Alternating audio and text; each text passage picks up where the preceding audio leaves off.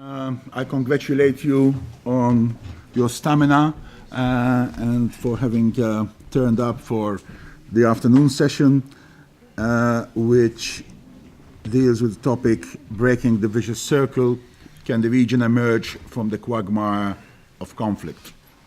No proper discussion of the South Caucasus in the last decades has been possible without at some point coming to the issue of the unresolved conflicts. They are, in many ways, ever present. They dominate the political discussions. They somehow even define politics. They have a huge financial and economic cost for the countries and for the societies involved. And of course, to talk about the region as a region, to talk about regional cooperation in the present context is, in some ways, beyond reality.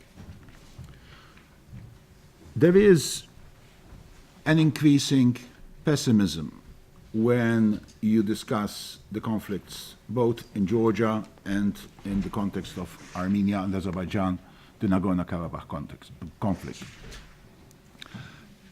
This has perhaps not always been the case, because in the 1990s, people were still quite shocked from the aftermath of the conflicts, but actually there was hope, even conviction, that these conflicts were going to be resolved. We're going to go to the next stage very soon.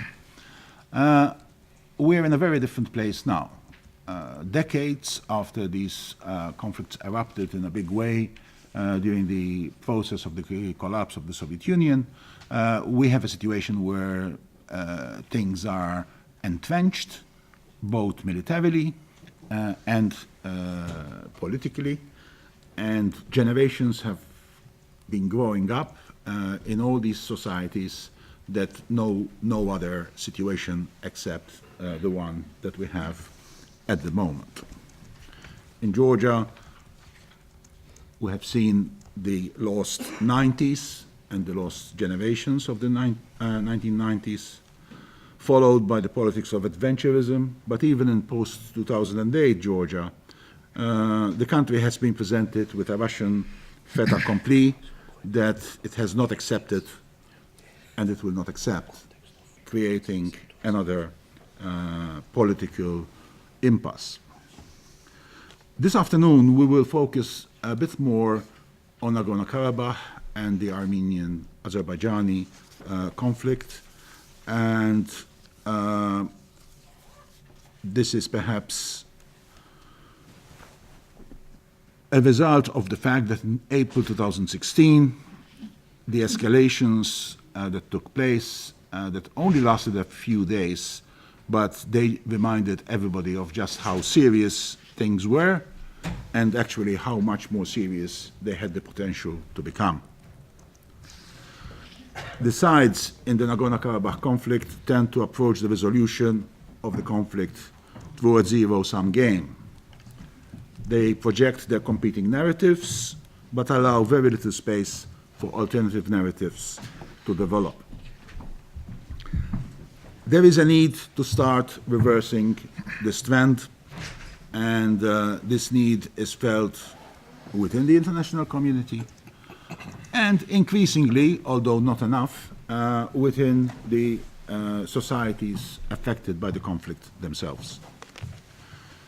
What is the cost of the conflict? What could be?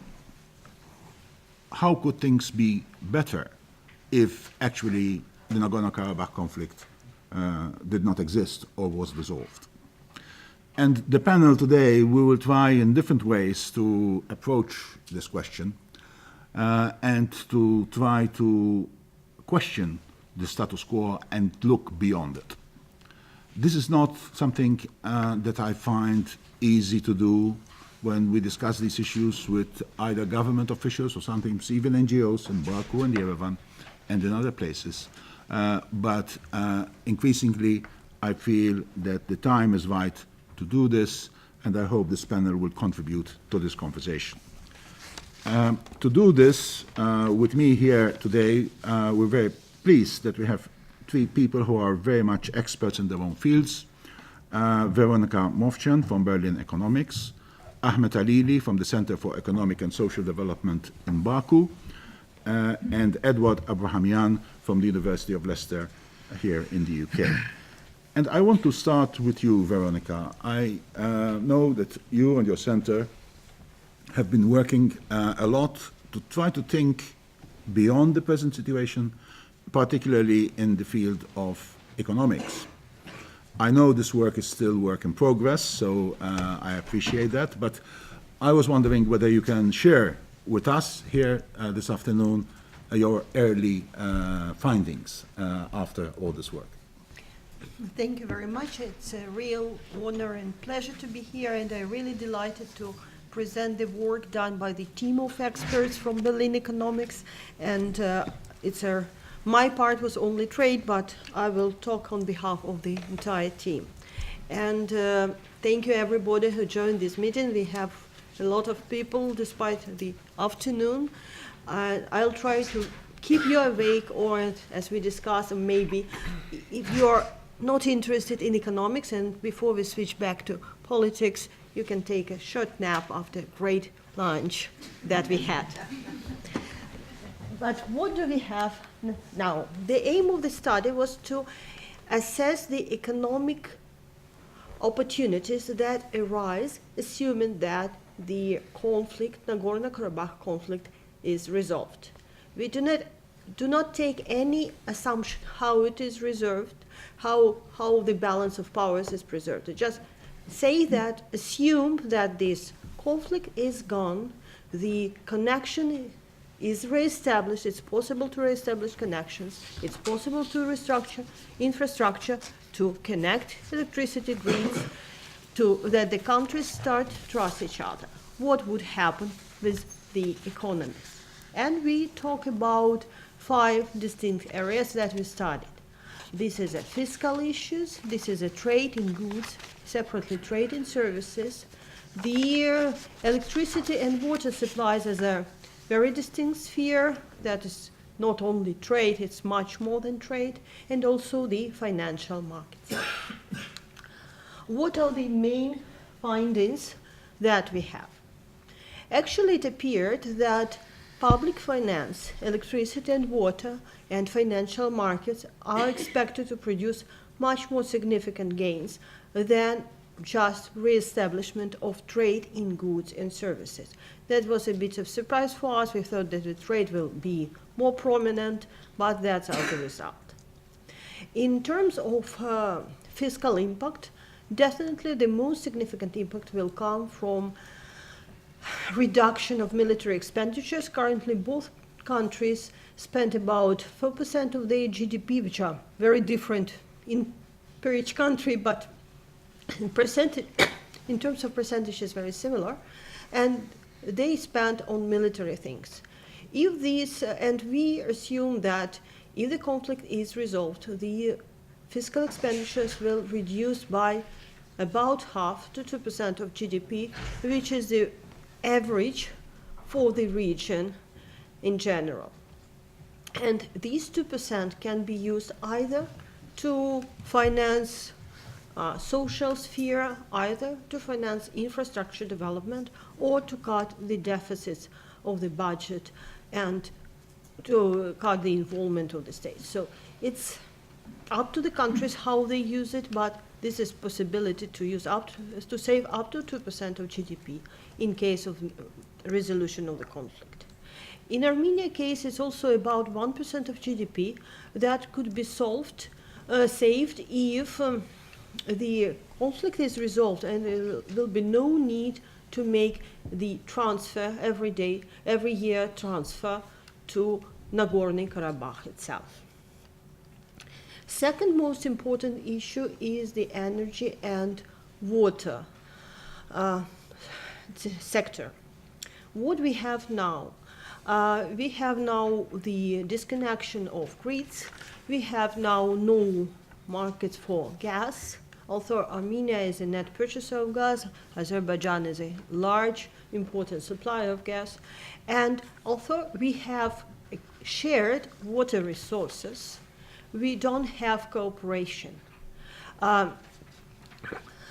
The situation is that Armenia has better situation with water. It controls the rivers a bit down the stream, while Azerbaijan gets much less water. It gets it from Kura Azar, as far as I remember, water basin, and the Azerbaijan used this water for 70% for drinking, and it's a mixed quality, and it's a big problem for the country. If we have the cooperation there, that would be very beneficial. Basically, the analysis of our expert economists showed that if Armenia and Azerbaijan will cooperate, it can be called electricity or energy for water deal. Because for Armenia, it's more important to have the regional electricity market in which it can invest less and get electricity in this situation than it is cheaper from neighbors, not also only Azerbaijan, but in principle from the neighbors. And also for Armenia, it would be more interesting to try to buy some of this gas from Azerbaijan. Also, Russia supplies gas at the quite low prices to Armenia. Currently, with this fluctuation of gas prices, we have the competitive offers that Azerbaijan basically supplies to other neighboring countries and that Russia offers to Armenia. So it can be the opportunity for Armenia to get much better access to the energy, both gas and electricity. And for Azerbaijan, it will be much more important to ensure the better access and better flow of water, for which likely the investments in infrastructure in Armenia will be needed, and Azerbaijan might be willing to provide these investments because it will then ensure better development of agriculture and better quality of life of the people in Azerbaijan. The third issue is financial markets. Here, the issue of sovereign rating and the currency risk is important. The assessment showed that in case of the resolution of the conflict, each country will get at least one notch up in their investment rating that will reduce in interest rates that they pay on their debt, which is important both for Armenia and for Azerbaijan, and it will contribute to better fiscal situation as well. But also it will stimulate investments. It will stimulate foreign direct investments because especially it's important for Azerbaijan, which this one notch shift can bring the country to investment grade, but also for Armenia. And it's very important that if we have increase in investments, we will get much stronger in growth of GDP, shifting the countries to the higher development path. The estimates showed that if the FDI will go up by 50%, it will produce up to 6% growth for Armenia, additional trajectory, and up to 10% growth addition for Azerbaijan. And finally, trade in goods and trade in services. As I said, it's surprisingly less important, but still it produces positive gains. It produces positive gains in several dimensions. For Armenia, the most of gains will come not from increase of trade with Azerbaijan, because the complementarity of trade is quite low there, but it will open the trade with Turkey, which is the larger partner and for which is trades now close to non-existent. There is some trade through Georgia, but no direct trade links.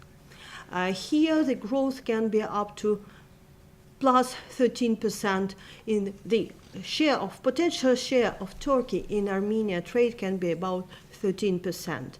Definitely it will change the shares of other countries if it will happen. For Azerbaijan, the trade with Armenia will give only marginal impact because, as I said, the complementarity is not so high, and Azerbaijan exports, especially mostly energy resources. There will be some gains, as we discussed, in energy sector, but not very much. And interestingly, although opening of borders and restoration of transportation links will definitely benefit trade. The gain and the trade with third countries, the gains will be really marginal because current structures of trade and the transportation patterns do not produce does give a scope for big additional gains if the borders are restored. And also the landscape, it should be remembered, it's not very easy, so to build new infrastructures is difficult. So if we sum up what we found that the largest gains are in fiscal, in energy and water, and in financial markets. There will be some gains in goods trade and didn't touch, but the trade in services is really minor. Both countries export a lot of tourism, but even here the interchange is unlikely to bring any big changes. Both countries attract tourists from other world. That's what I wanted to tell, because we are already quite late. There is a whole presentation, and I hope that the starter will be launched soon, and you will have access to it. Thank you. Thank you very much. We certainly look forward to reading more, because I think what the appetizer that you gave us here just now certainly makes for interesting observations and thinking. Ahmed, so our friend Veronica has gave us a picture of what if. Mm-hmm. However, you live in Azerbaijan in 2018, so not what if, but what is? What is the situation now with regards to these issues from your perspective? Okay. Is there a shift in opinion, or are we still very much in the classical mood when we deal and think about Karabakh, but also in the social and economic context that Veronica sort of started mentioning? Mm-hmm. Well, thank you very much. Thank you very much for the invitation, first of all. It's a privilege to be here, and I would like to thank my colleague for an interesting speech. You know, for a long time we were talking about the benefits of peace, but at least for the last years we started doing research on the concrete results of peace. So that's why I think we are shifting to more understanding what concretely we can get out of the peace. And also I would like to thank all of you for coming back. The third panel, frankly speaking, you always expectations are always that you are going to leave, but thank you for staying with us. Hope that my presentation also going to have some interesting information for you, and you are going to stay longer. Now, my presentation, it is about the current status in Azerbaijani policy-making, decision-making institutions, and how it's going to affect the future of the NK conflict, or the vision about the resolution of the NK. So first of all, the speech I divided into two structures, actually three structures. The first, I'm going to explain the changes that taken in Azerbaijan following in the period, as we call it, post-oil boom. So because 2015 economic slowdown in the economy of Azerbaijan, that certainly has effects on the internal political decision-making patterns or the overall institutions. And then talking about the foreign security environment that Azerbaijan in, although it's both of these issues are situated. And then we are going to move on to the issue discussing the Nagorno-Karabakh issue and what Azerbaijan thinks of that right now. First, so 2015, Azerbaijan experienced two-time devaluation. One was in February, the other one was in December. So that was the changing moment for Azerbaijan, just understanding that we need to change, and especially there was need to rethink the whole economic policy making. So there was, as my colleague mentioned in the first panel, the first time there was a bit shift toward the change, and a lot of new economic decision-making institutions were introduced, and also reforms were introduced. After a certain time, it slowed down. So there was the economic change slowed down, and as it was expected and predicted, it transformed toward the internal change, especially in the political institutions. Because especially if you follow the appointments prior to the presidential elections in Azerbaijan in 2018, you would see that for the last 2 years there have been the number of the people that lost their position and the new faces in the government of Azerbaijan, it's much more than in the previous 10 years.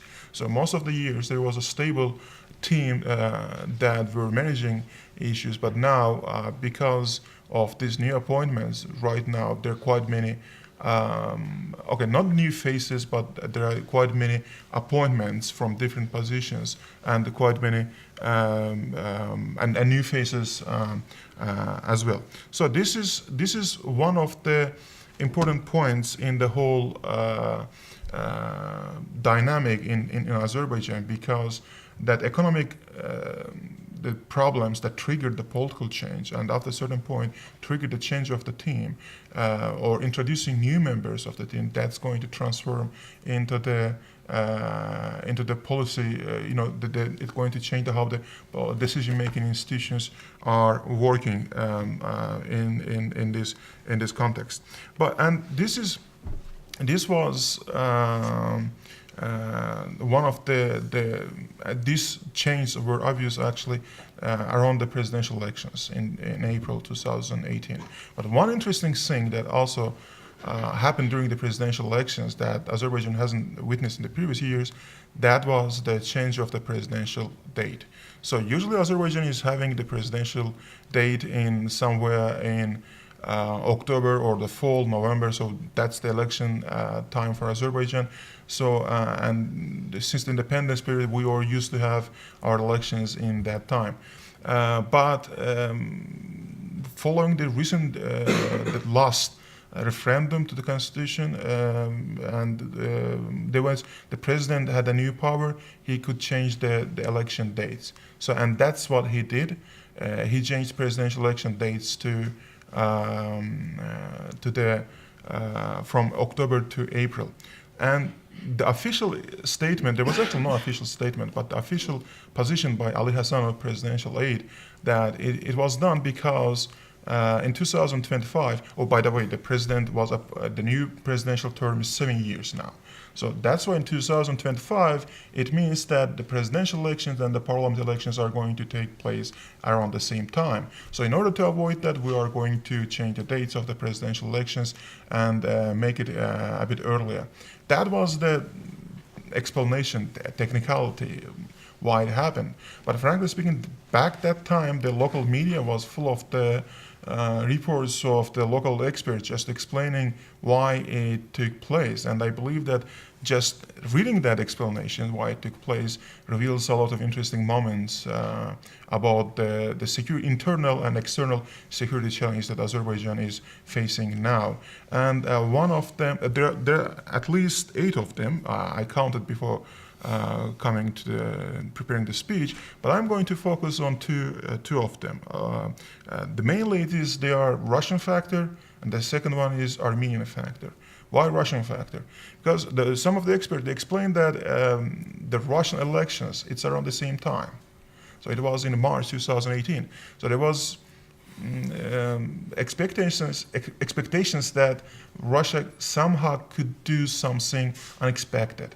Not that the others are expecting it to do, because in the previous elections there was many believe that there is a Russian-backed candidate and he is the major candidate to the major candidate of the opposition. So in order to avoid that, so the presidential elections was to move to April around the same time with the election in Russia, so that Putin has no additional, no time for dealing with Azerbaijan. That was one of the expert movies explanations. The other one was that it was Lavrov's statement. Lavrov, couple of months prior to the elections, basically, it was a Lavrov's and Mamadyarov's meeting, and they announced that basically Mamadyarov came out of the meeting saying that Lavrov told us wait up to April. So April is the election date in Armenia. So it's coincidence that's all of this. So Azerbaijan has to change this election date just to make it that right after April there is a change. The new president in Armenia, back then it was Sargsyan, and then Sargsyan and Aliyev will have time to deal with Nagorno-Karabakh conflict in more detail. So that's why we are changing the date so that there is no time wasted between these two elections, and we are going to talk on the Nagorno-Karabakh issue. But the third explanation, and the most interesting explanation, is that it was moved not to let the other powers to intervene to the elections. So it was like you are just making the pre-election time so short that there is the other forces, external forces, are not going to take advantage of that. And by that, it was not openly announced, but many believe that by that it was meant that it is Iran. So because in post-oil boom period, Iran actively using the financial resources and other resources, and it became, frankly speaking, a bit easier for him to recruit to get the support among the general population than it used to be in the previous time. So that's why this third explanation that why the presidential elections was changed and the security reason behind that is more important. And Ganja events that happened after a couple of months of that, I'm sure because we are limited in time, I'm not going to stay on that issue, but Ganja events and that happened after that, and that linking with Iran, that shows that Azerbaijan is right now is more concerned on that issue. So it has security concerns, and in this kind of environment, Nagorno-Karabakh conflict for Azerbaijan becomes even more important. It tries to achieve something as quickly as possible, because right now there are external forces more active, and in Azerbaijan, as you can see, that we moved presidential elections because of that. There is a feeling that's threat from the external forces, so that's why in many cases Azerbaijan thinks that there should be something now and something really important regarding the Nagorno-Karabakh conflict, so that I can stabilize situation at this front and then stabilize the issues at other fronts. Regarding Nagorno-Karabakh conflict and vision, I don't think that if we should hope that there will be change, but as it was mentioned earlier, the change in Armenia regarding Pashinyan, or the hidden change that's going on in Azerbaijan in the post-oil period.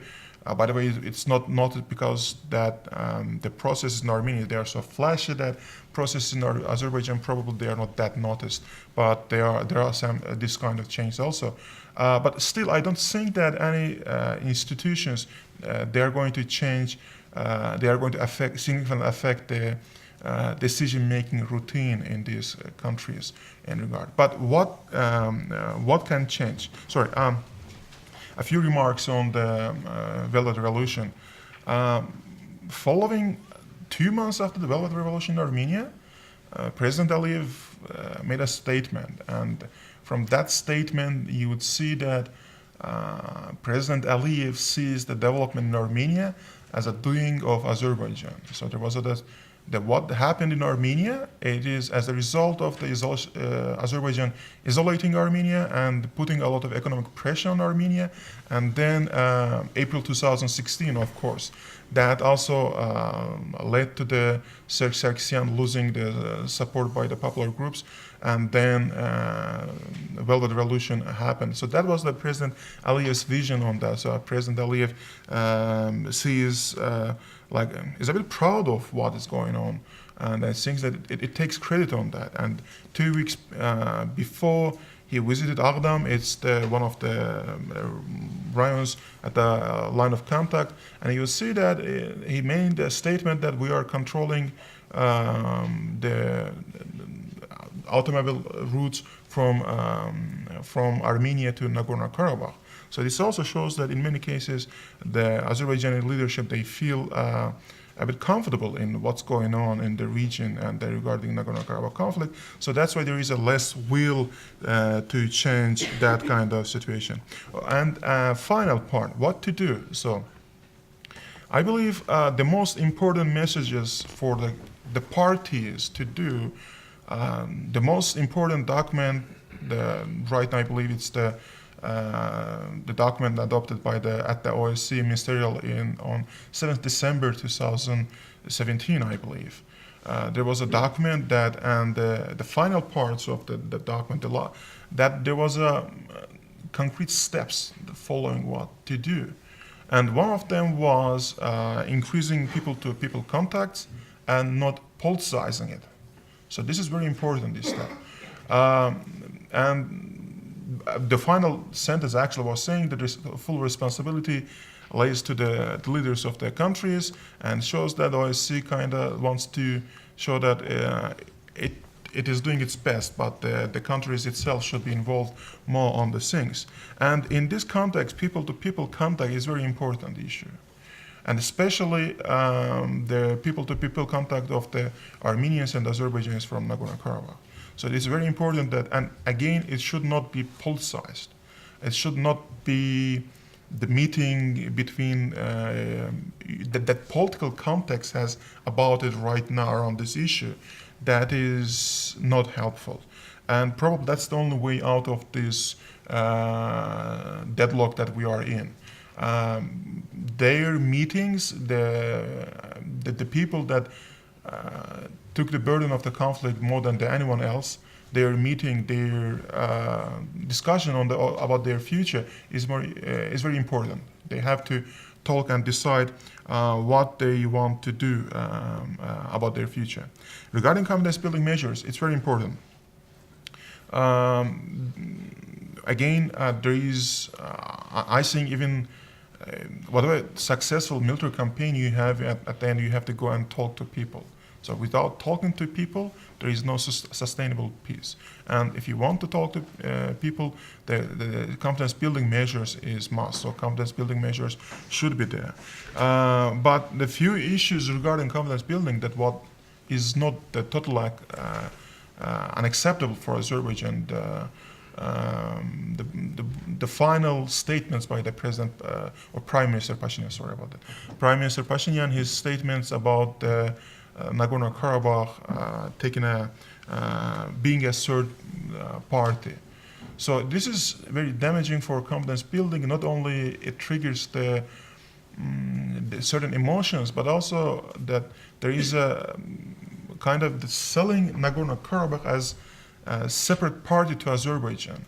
So when there is several ministers coming, the Deputy Minister of Defense is from Nagorno-Karabakh, appointing different positions at the Minister of Defense in Armenia, and the two presidents of the Armenia having position in Nagorno-Karabakh, then having position in Armenia, and then President Pashinyan's son doing military service in Nagorno-Karabakh. So it shows that when you are reaching the hand to confidence building, that kind of statements, that kind of actions, they are damaging a bit, and we should think that what have we to, from Azerbaijan side and Armenian side, just what irritates the other side. I'm sure my colleague is going to explain the Armenian position, so I could explain Armenian position. I know answers to many questions that I just raised, frankly speaking, because there is certain issues, but those issues should be made audible, but still, that was Azerbaijan position, and by talking on that, discussing on that, I think that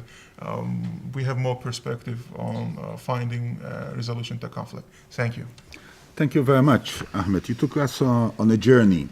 We started with economics, but then you moved quickly to the issue of contacts between people, and finished on confidence-building measures, which is something that both of us have worked on in the last couple of years.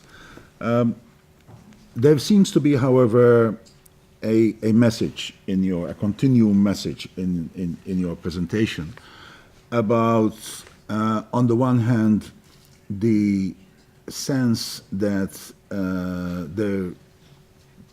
now is the time to do something, but on the other hand, the sense that people want to move rather cautiously. So balancing these two things, I think, has always been one of the big challenges of those who engage with this conflict, because I do sense that amongst many people there is a sense that it's urgent, it's important to do something now, but there's also a lot of caution. But I want to turn to Edward now. So, Edward, I think I would like you to look more at the issue from more the kind of hard security perspective. You were in Yerevan when John Bolton was there, and as I understand, you also met him. Bolton sent some messages to Armenia during his visit, and I think during the meeting that he had with you and your colleagues. So, how do you see this, and how do you see these issues of looking at the conflict not only through its cost but also to the benefits of its solution, and what are the steps that should be taken in order to move this process forward? Thank you very much, Dennis. First of all, it's an honor and a privilege to be back here in this platform. And you are right, the John Bolton's visit to the Caucasus was immediately remarked as one of the most noticeable political event for the Caucasus, and I'm pretty sure it will have its consequences for the regional security. As we know, in from October 24 to October 26, the U.S. State Department delegation led by Ambassador John Bolton visited the region, following the purportedly hard talks held in Moscow.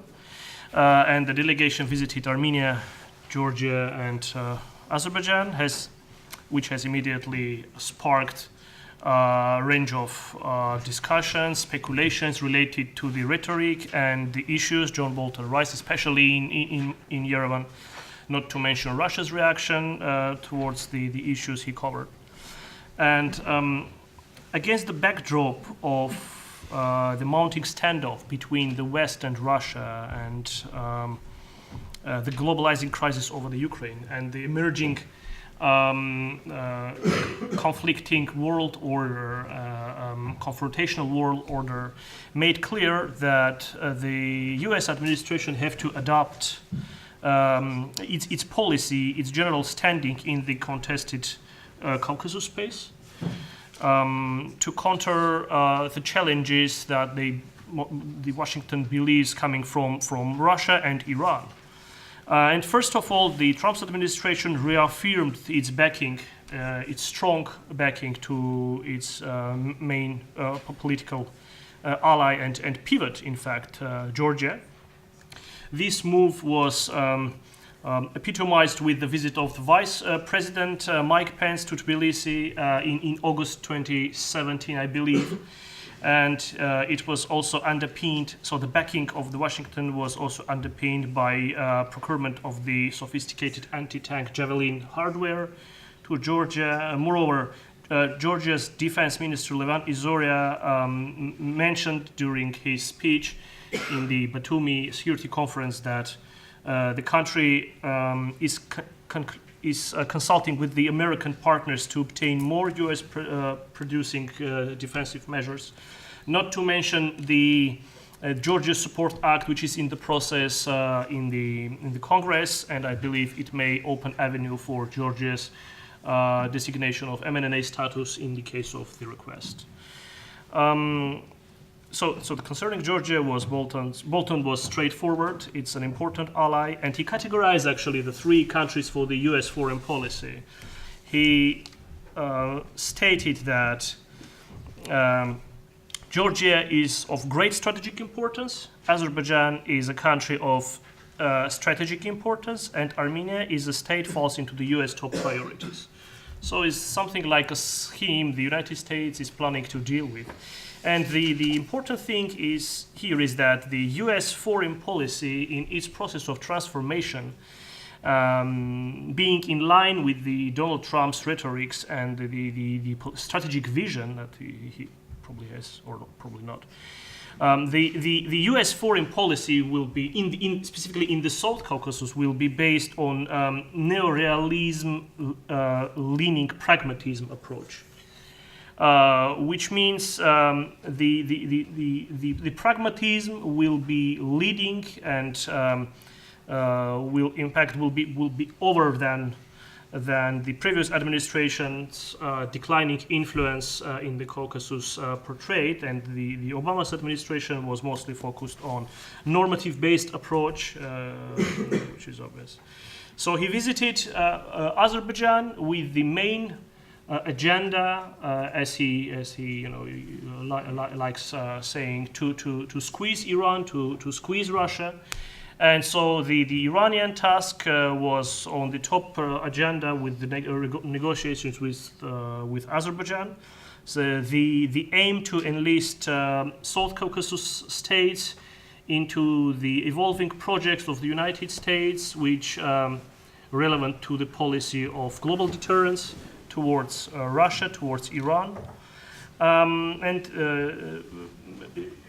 It comes as no surprise that the South Caucasus, located between Russia and Iran, yields strategic pivot for the European energy security and of important strategic hub, providing critical logistics for the United States and its NATO allies to access Central Asia and Afghanistan. From this perspective, the Caucasus independent states tend to be deemed as entities capable of adopting so-called threefold deterrence role and function. This is a term of George Friedman. He made this analysis concerning the role of the South Caucasus back in 2001. And the feeling is that this particular approach is coming back to the U.S. foreign policy vision vis-a-vis South Caucasus. And I do believe that the agenda, the Ganja events has been discussed in Azerbaijan within the spectrum of the malign influence stemming from Iran. So the main function, so the main task of John Bolton in Azerbaijan was to create prerequisites for enhancing the bilateral ties to the strategic partnership level. Also with hope to cooperate towards Iran. He visited Yerevan next day, and with a slightly different agenda. Iran was also important, but the main topic of discussion was Russia, because it is well known that, and there is a certain understanding actually that that nowadays Armenia faces two security issues. One is the unbalanced dependence from Russia in terms of security, and another is misbalance with Azerbaijan in terms of power balancing with that country. So Bolton's oral stance allowed to conclude that Iranian task was not on the main agenda during his visit to Yerevan, although it was discussed, he made certain statements related to the Armenia's initiative, intention, to be precise, to join Russia within the framework of humanitarian mission in Syria, stressing out that as Armenia is a democratic country, so the democratic country can't be serving the authoritarian regimes in the different regions. From my perspective, the Pashinyan's team is facing the increasing criticism from Russia, made this step in order to appease Russia's suspicious looking towards the new Armenian authorities. The prospective impact of the US promoted anti-Iranian sanctions, as well as the malign influence of Russia and Iran on Armenia, was on the table of bilateral negotiations. Indeed, the Armenian side made clear that it is not in the position to revise its close ties with Iran and irritate Russia without proper alternatives for the country's foreign policy. And it is also important to note that taking the office, Pashinyan made clear that even though Armenia will not make serious U-turns in its foreign policy, but the priority agenda of the new Armenian authorities is to balance and is to diversify its security and foreign policy by engaging with the more tangible and strategic cooperation with its main two neighbors, open borders, Georgia and Iran. As for the suggestions, in effect, Bolton put categorizing the states in accordance to the U.S. renewing foreign policy towards the South Caucasus. Trump's administration also might. There is an important point that to understand that the Trump administration is seeking, as I believe, is seeking to renew its standing in the region, but the main the scope to do that is lying through the initiation of new initiatives, drawing 3 countries into the platform that can discuss security issues, which will not be focused mostly on the internal security problems the 3 countries may have, but also may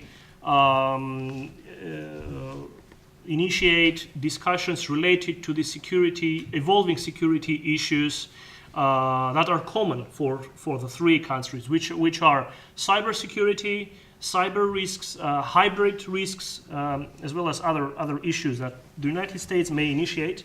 And so the framework US plus Caucasus Platform may be an important investment in the stability and predictability boost in terms of security environment for the Caucasus. Moreover, the Trump administration, the collective West in large may also initiate or revive. Before taking that, I would like to stress that the Trump, Bolton, the Ambassador Bolton mentioned that within the context of arms supplying, and for Armenia, Russia is the main arms supplier, and the competition between Armenia and Azerbaijan are often described as an arms race. So the approach Bolton took towards this issue was like, the US equipment are much better than the Russian, clearly hinting that the US may be an alternative for Armenia and Azerbaijan to get arms.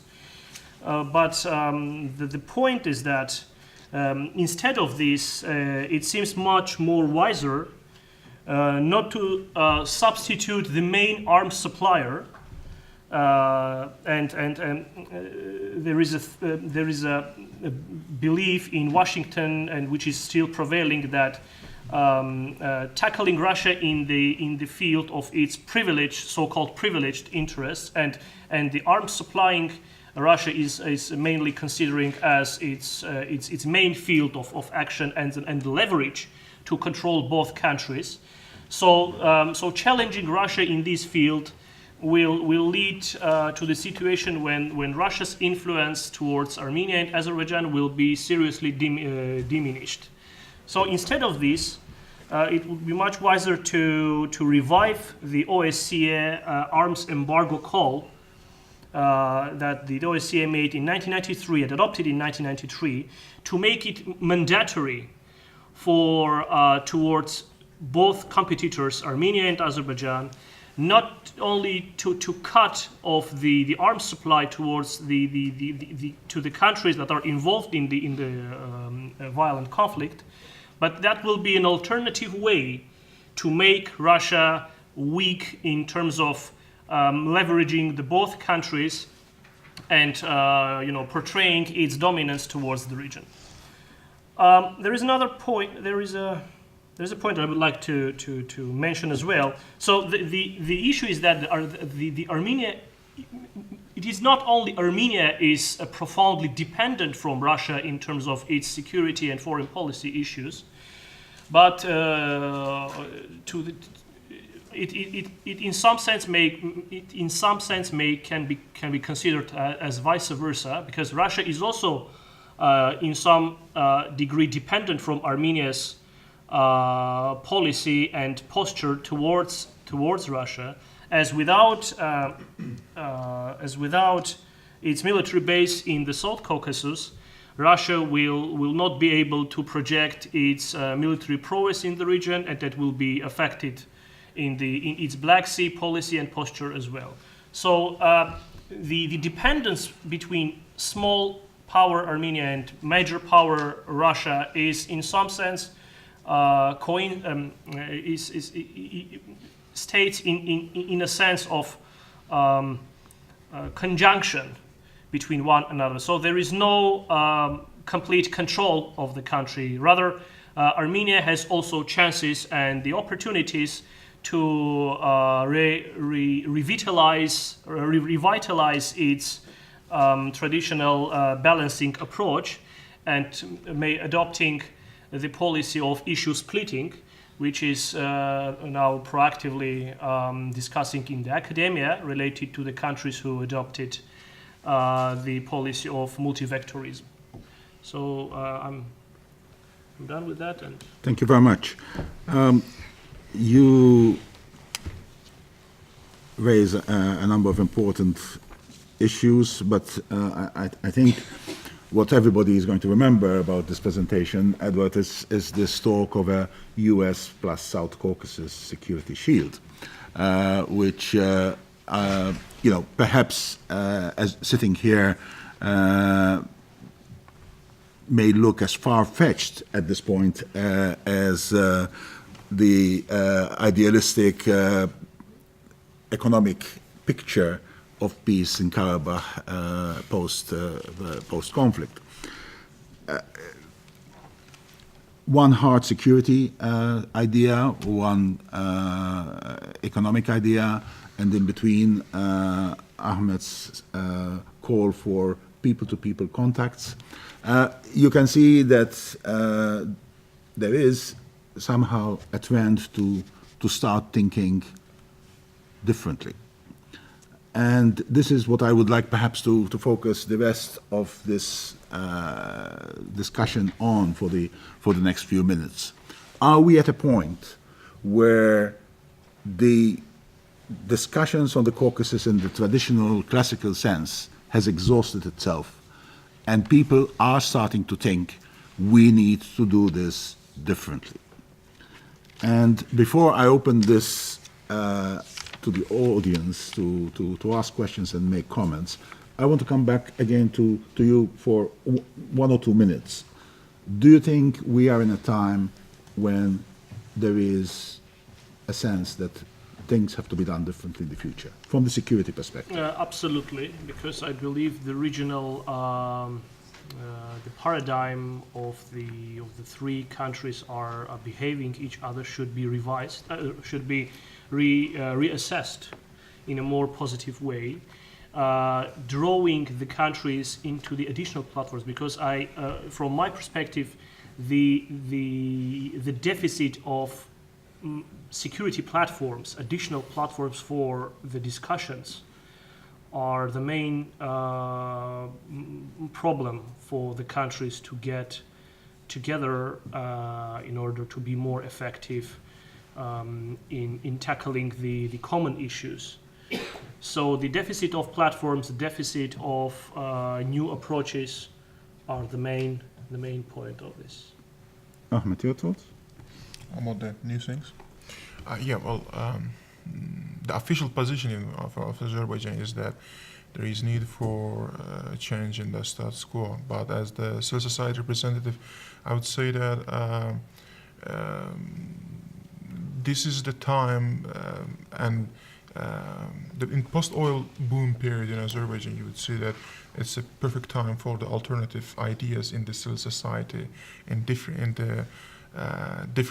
the different parties representing different political establishments. So there is a different ideas. So this is definitely time to think differently. So it's from both official positions and from the non-official position, there is a need for change, and we can do that. A small remark, if Sure. I may. The influx of the arms to the region, in fact, almost nullifying the opportunities for the countries to get solutions related to the conflicts. So the influx of the arms should be stopped, in some sense should be limited. And there is a great deal of things the Western organization may do, also taking into account Russia's activity in the Caucasus, which is not often considered as productive. And so Russia is, as it was rightly mentioned, is an elephant in the room in negative terms quite often. So the European organizations and the Western organizations in general, like OSCE, as I mentioned, has initiated a range of documents that should be, for the sake of the security of the region, should be made revised as mandatory. This is another point that I believe can lead to a more stabilizing environment in light of mounting instability around the globe. Well, ladies and gentlemen, we've heard three very different presentations looking at rather different elements, but with some common threads. And I would like now to open the floor for questions or comments from our participants.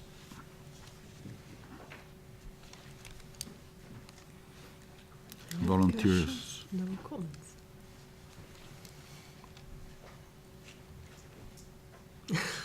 Third panel, we'll be fine. Yeah. Yes. Okay. Let's start with Giorgio. Question for Chan. And I wonder if you consider to an extent let's say, what you mentioned, like to say the additional money resources that would be made available with this, if there was peace, let's say, all of a sudden, in a way. I wonder if you consider like what could be done with those resources, and if you consider like, the opportunity cost, not the cost, but what could be achieved with additional resources, and this could like, lead to some additional positive impact beyond what the figures that we showed us. Thank you. Thank you. We'll take one more. Andrenik at the back.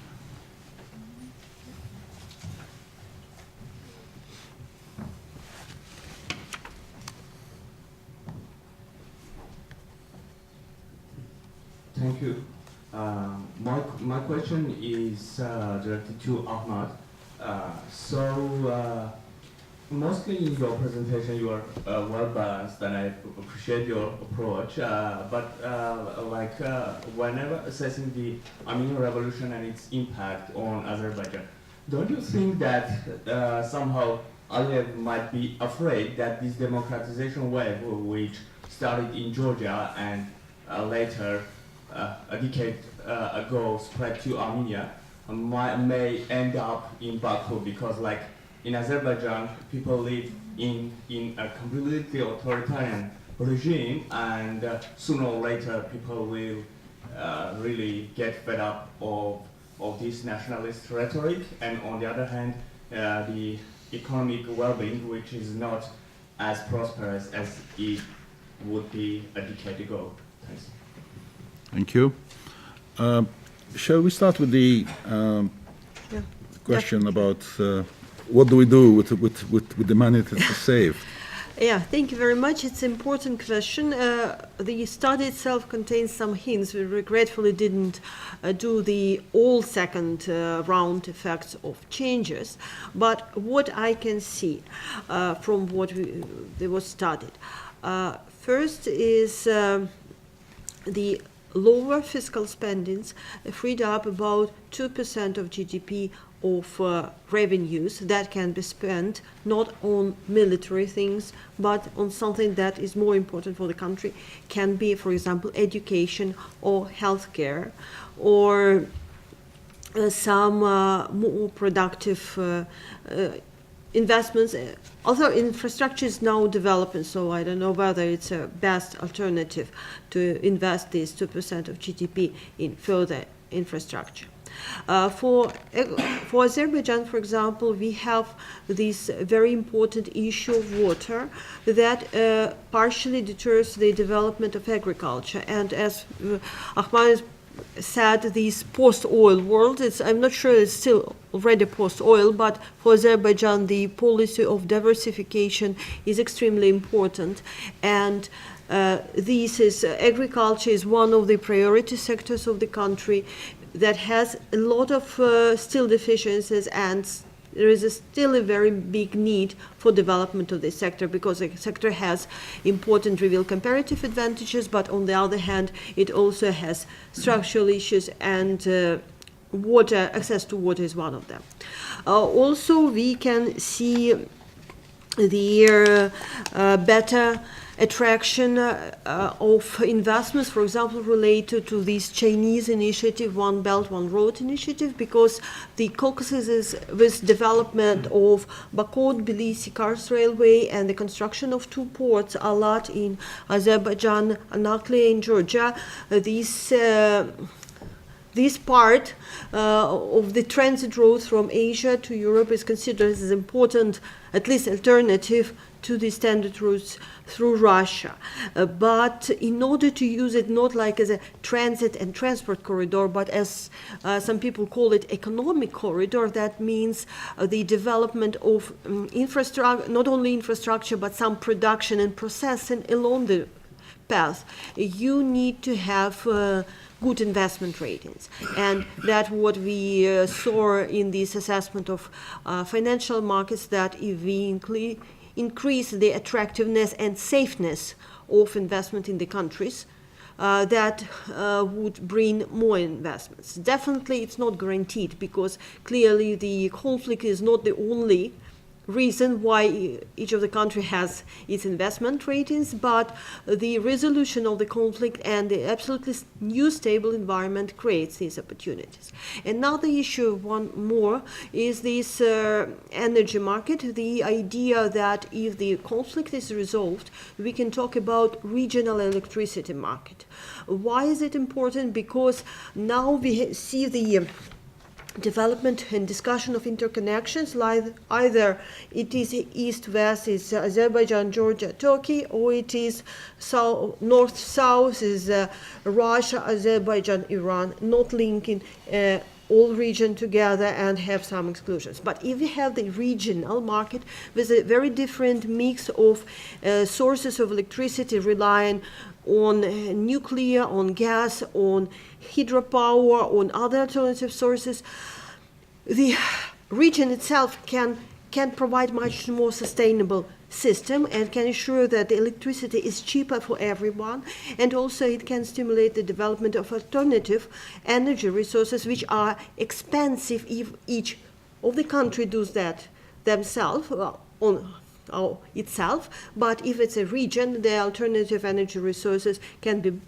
developed that brings actually also development of SD, achievement of sustainable development goals, and basically climate change. So that's our few that I can recall now. Definitely it's much more. Very short comment. Yeah. Yes, okay. Very short. One of the things I was thinking is that Richard, is that when you buy, let's say, you spend the military, a lot of expenditure goes into weapons, which means like imports. So it's money that you take from the citizens through taxes, and you basically disappear from the local economy. While if you keep them inside, they typically become multipliers. So no matter how you spend them within the country, they tend to have like a disproportionate, I would say, positive economic effect. That would be my thinking. Yeah, thank you. Thank you. Okay. Thank you very much for your interesting question. When I mentioned President Aliyev's statement, I did that just to give the glimpse what the decision makers in Azerbaijan, especially President Aliyev, and it's not like me speculating on the issue. This is statement. It can be found on the President Aliyev's personal website, or official website. Sorry, and also his last speech 2 weeks ago in Agdam, it's also there. I believe it's in English. So it's just when I was talking about the taking credit for happened in Armenia, that is this is from his speech. So this is there. So just it was the purpose of it was to give the idea of what is going on. Second, can anything happen in Azerbaijan? I believe at the beginning of my speech I mentioned that there is the change going on in Azerbaijan. Again, what's happening in Armenia is so flashy that the change in Azerbaijan is hardly noticeable. And Azerbaijan has its own manner of doing things, but right now there is quite many young people in different positions that comparing to the 2 years ago. The following the presidential elections, there is quite many new appointees. So it shows that there are already change. Do Aliyev expect something and they do that kind of change? Probably, but there is no indication. But I believe President Aliyev thinks that if there is no foreign support to that, there will be no threat, no security threat. So that's why the Ganja events proved that, and how it was commented by the officials, the Ganja events. It shows that there is the officials feel that we have to do something about the foreigners influencing the local different groups, religious groups and different groups. So we have to stop that. If we stop that, there would be nothing destructive going on. And so again, that's very important for Azerbaijan. So that's why there is a hard push again to do something about Nagorno-Karabakh conflict, to get it to a certain point, stop, and then try to deal with other foreign forces, especially Iran, Russia. We have a lot in our plate. So that's it. Thank you. Thank you very much. I'll go for a last round. Georgi first. Thank you. Well, Armenia, Azerbaijan, and Georgia are developing as nations, right? What we witnessed in Armenia in April was that something happened that was not necessarily sanctioned from Moscow. It sort of happened, it was an indigenous state that happened. And in the next few years, let's assume that in this case, Armenia and Azerbaijan develop more autonomy from the great powers in their foreign policy decision making. Do you think that will be more conducive or less conducive to conflict resolution? Interesting question. Zar? Thank you. My question is, I would like to ask a question to Ahmed. So he said several times about this, the change in Azerbaijan government since the presidential elections, and about his main reference is that new appointees, and what's the policy implication of this change, as you say, if it's the change. Thank you. Are there any other questions? Yes? Mine is remark on questions. Okay, that's fine. Yes, please. Yes, yes. Not very long, but you're welcome to. Hello, good afternoon. Hierarchy Durmian from the Embassy of Armenia, so I'm government representative. My remarks could be a little bit longer than expected. Thank you for the conference. We have heard different opinions today about different topics that have impacts on people living in the South Caucasus. I think partly we can agree with some points, partly no. First of all, I would like to reiterate that the foreign policy of Armenia didn't undergo substantial changes after the Velvet Revolution, which was initiated and implemented only by Armenian people. And what is important, this means that Armenia is a reliable partner, which means if there is a change of government or there is a revolution, our policy stays stable. Regarding the foreign policy issues, there is agreement or constant among the political parties of Armenia, and it refers to the Nagorno-Karabakh conflict or the resolution of this conflict, which is not between Armenia and Azerbaijan, but it is Nagorno-Karabakh conflict. So the status of people of Artsakh and the stability of Nagorno-Karabakh is of the highest priority and absolute importance for my government. We think that people of Artsakh and the government of Nagorno-Karabakh, they should have more decisive role in the resolution of this conflict, peaceful resolution. Armenia continues to support the efforts of the Minsk Group co-chairmanship and we think and we believe that this is the only format for the resolution of the conflict. We think that this conflict could not have any military solution, and we also pay importance to the confidence building measures. I think, if I'm mistaken, you may correct me, a couple of times it was mentioned about the idea of unification of Artsakh with Armenia during this conference. I can say that this idea has been discussed in society, in diaspora, but I cannot recall it being a part of the Armenia's official position.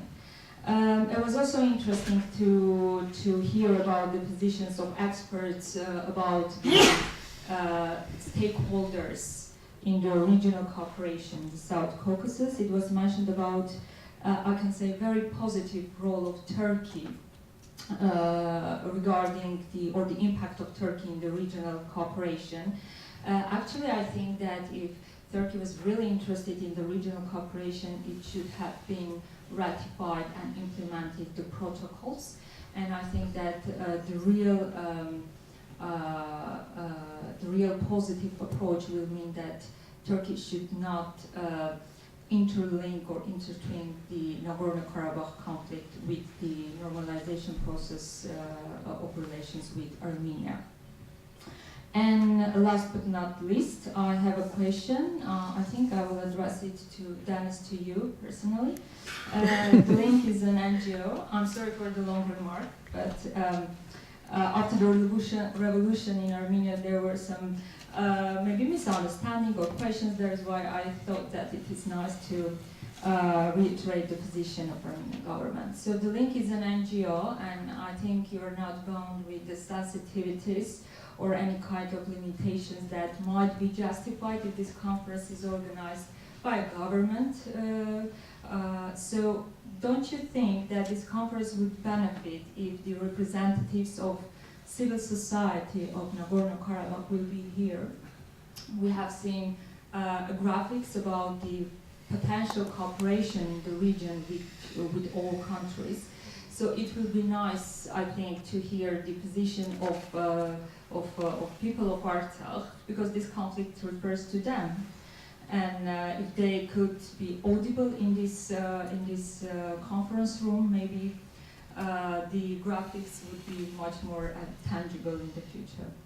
Thank you. Thank you very. So, did you extend an invitation to them or not? Yeah, thank you. Thank you very much. Before we start answering these questions, well, first of all, I want to say that I very much welcome our colleagues from the Armenian embassy. We did not have speakers from the governments of Armenia and Azerbaijan in this conference this year. We had them in the first and the second conference, but when we invited the embassies, we made it clear that we will give them the chance to make a message, and I'm very grateful that you have put across your point of view. I will take one or two last questions if there are any. Neil McFarlane, yes? Yeah, this is on a, how should one put it, less contentious topic. It concerns Russia. And I've been looking at the title of the panel, which is a wonderful idea, which I've considered for a long time. I'm more on the elusive side than the necessary side. My question would be, why would Russia be interested in effective regional cooperation in the South Caucasus? And if they aren't, why would we expect that to work? I take two examples. OSCE mandated limitation on arms transfers.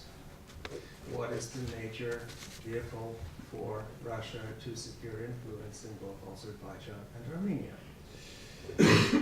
And then we have gas cooperation. They don't like that. Can you tell us the story of the outcome of Iran's building of a pipeline into Armenia, and what Gazprom's view of that was? Thank you. Okay, thank you very much. I think we have a number of very interesting questions to finish the session. Let's start with Edward. Concerning the question you have just raised, I'm quite pessimistic about that, because it is important to understand that the competition between two small powers are predicated on the competition of narratives that are prevalent within the societies. So if you want to have a breakthrough, if you need to get solution of the problem, you need to deal with the narratives first, both in Armenia and Azerbaijan. Related to the question on whether Russia wants regional cooperation or not, that's an interesting question, because since 2008, at least, South Caucasus region is proclaimed by Russia as zone of its strategic influence, and it's perceived by Moscow as soft underbelly in terms of security issues, referring to the problems that Russia has, endemic problems Russia has in South Caucasus, in North Caucasus. So in some sense, Moscow connects both regions in its security projections. Therefore, any kind of effort directed to enhance the sovereign decision-making of the countries is widely considered by officials in Kremlin as risk to those standing in the region. As I mentioned during my presentation, that it is not only Armenia is dependent on Russia, but also Russia is dependent on Armenia. And the early Armenia is understood this, the better for the country, because the clientelism Moscow is requiring from its so-called allies is very strong, and it is the core of the problem between rising problem between Moscow and Minsk, for instance, that we're witnessing today. So any independent decision making is wrongly considered by Moscow as threat to its positions. I have no idea why they pursue this kind of policy, which is absolutely absolutely destructive in terms of the establishment of institutions, state institutions in the Caucasus. But the policy sooner or later in Moscow should be revised, I believe, because it led to the conflict with the old world. And this is not only the case of Ukraine and Georgia. This is because of the perceptions, based on misconceptions in Moscow. Thank you. Ahmed, do you? Yeah, okay.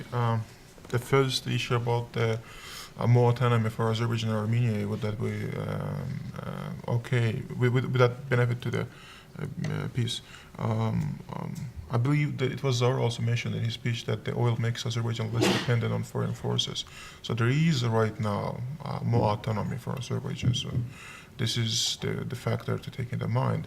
But even like the fact that even there is even more autonomy, I think Nagorno-Karabakh conflict is a nation-building conflict, and the basically what Edward said about on the issue, I would agree on that. And I'm a bit pessimistic on the this scenario also.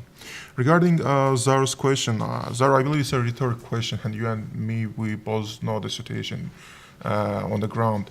But in my speech, probably I quickly mentioned that saying, but because of the time limitations, I say that there are changes, but it hasn't transformed into structural change. So it's still time, and we'll see if it will transform.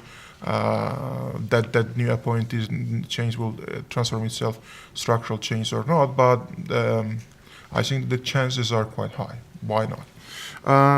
The third issue regarding Russia and why Russia would want stability in the Caucasus. I would agree with Edward, like he explained it and very detailed. We have to keep in mind that Azerbaijan has shared borders with Russia, and South Caucasus countries has shared border with Russia. If Azerbaijan is not happy with Russia or weaker than it is, or is not willing to cooperate with Russia, it means that the foreign finance, or whatever you call it, is easily accessible to the insurgent or potential insurgent groups in the North Caucasus or Russia South. So Russia knows that.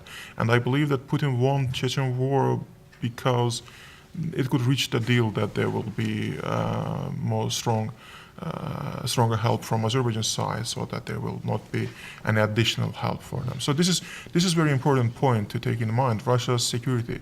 And if you, for the last 2 years, if you follow the news, Azerbaijan, Tehran, and Baku, Tehran, and Moscow, the main issues that they are discussing is about the security issues. So we know that how Iran and Russia cooperate on Syrian issue. On security issues, their agendas, it's very similar. And when you are in between of these two countries, you have no way to escape, and you do cooperation with them on the issues. So security issue is very important, and I believe that this Azerbaijan small company, but still is there. And without a security environment in South Caucasus, it cannot fulfill its obligations, security obligations to both parties. And the third factor, I believe, it was important a couple of months ago. Probably it will become important in the future, but the cooperation with Iran. When there was the USA decided to lift sanctions over Iran, there was a rush toward Iran. The European investors, American investors, and also Russian investors. They wanted to get it around. And back then it was very important that Russia has its own railway or transport connections with Iran. Back then, and so that's why north-south transport corridor that passes through Azerbaijan is very important, and that's why Russia was very keen on signing the deal on the status of the Caspian Sea, because it creates a common sea surface along Russia and Iran have connections without any transport connections without any problem. So there are factors that Russia can benefit Russia if there is a more peaceful and security environment in South Caucasus. I think that's all. Well, thank you very much. And yes, Russia factor is definitely one of the most important. And the study doesn't make any assumptions regarding Russia. And the study, as Denis said, is idealistic, because definitely the Russia is not very willing and not supporting their cooperation. I would say, on the contrary, Russia is supporting dividing lines within the region. But in case of, as you mentioned, this gas, currently there is a Armenia-Iran gas deal, is gas for electricity barter deal. And for Gazprom, it now fully controls Armenian gas system, and that makes the situation not very easy, but still somehow even in this situation this barter deal exists. So there are some interests and balances, even the small Armenia and larger Russia. And sometimes I think if there is no huge security threat, some economic things are moving forward. But our study is more like the picture, a very long-term picture, sometimes quite idealistic, because the issues of electricity, issues of renewed interconnections, it's not only the trust, confidence, but it's a huge investment in infrastructure. So it's a picture of would-be trajectory of development compared to the status quo. And we only wanted to show that there are foregone opportunities. Basically that.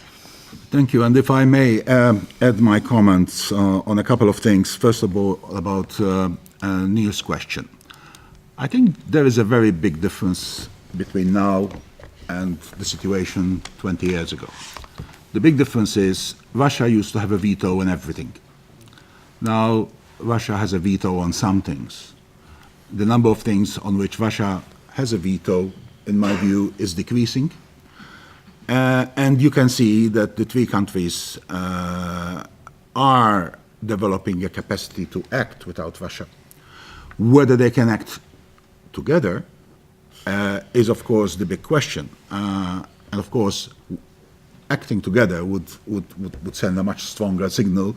It would be much more effective. It would actually be much more beneficial to the people of the countries concerned. But we're definitely not there yet. And I think that Russia does not really want to see a lot of regional cooperation, but it would be in a very difficult position to stop it if it actually happens. So don't blame Russia on this one. Blame the three countries themselves that have not yet come up with a solution to take this forward. And finally, not to be accused of avoiding the question, to the colleague from Armenia regarding Nagorno-Karabakh NGOs. Well, we, in the first conference that we organized in this series here in Oxford, we had both somebody from the NGOs of Nagorno-Karabakh as well as a member of parliament, actually. So we certainly do not have some policy of not inviting people from Nagorno-Karabakh to participate in our events. The topic of that conference was Nagorno-Karabakh, so it was very obvious we had to invite people from Nagorno-Karabakh to be also present for that conversation. The topic of this conference is slightly different, and the emphasis was slightly different, but let me assure you that I am completely in favor of engaging with all the stakeholders in this issue. Certainly the people of Nagorno-Karabakh are a vital part of the story, not an important part, a vital part of the story, as are other stakeholders. So obviously the more they are able to engage with civil society worldwide and with the international community, the better it is for an understanding. So let me assure you that there is no policy not to invite. It just happens that on this occasion we did not. So I want to thank our panelists, and we will have now a short 10-minute break, and then there will be a very short session where we will try to draw some conclusions from this one-day event. We will definitely be finished by 4:45 because there is another event that some of us will be attending. So I suggest that we have a 10-minute coffee break, or if people want to smoke, and then we will convene at 10 minutes past 4. Can I take it? Yes. Thank you. Thank you very much. Very much.